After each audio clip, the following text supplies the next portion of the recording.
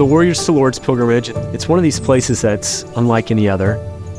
You can feel the holiness, the sanctity of the spot. Heaven and earth were like on parallel planes. This is one spot that kind of heaven like reaches down to kind of touch earth and to be part of that atmosphere. It's a beautiful, beautiful thing.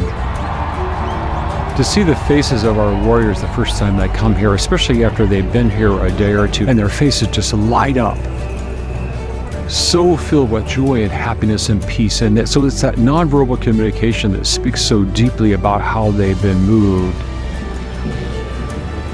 When I came here, I didn't know what to expect. How big this event would be, how many military would be here, how boisterous it was at night with the bands playing and the folks on the streets. I mean, it was just an incredible experience for me. That is going to be with me for the rest of my life. There was a moment in the baths, kneeling there in front of the image of our Blessed Mother. You can feel her holding you, being there with you and supporting you through it. All of us are wounded. All of us are suffering in one form or another. What we see is a strength to encounter the injury and the peace that an individual gains from being here. We don't really look for miracles, but we can certainly look for spiritual healing.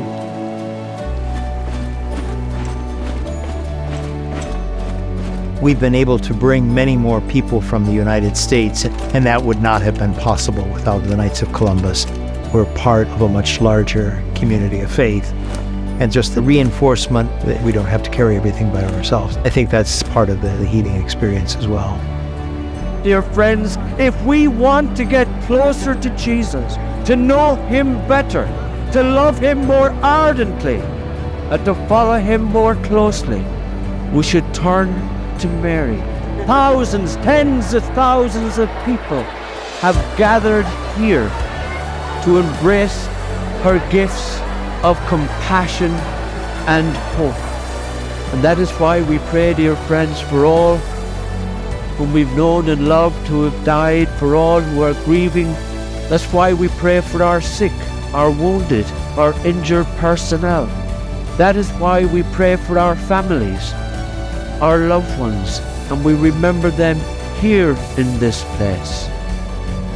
Today, we heed again her words, her instruction, her example, as she leads us to her Son, in whom alone is our health and our salvation.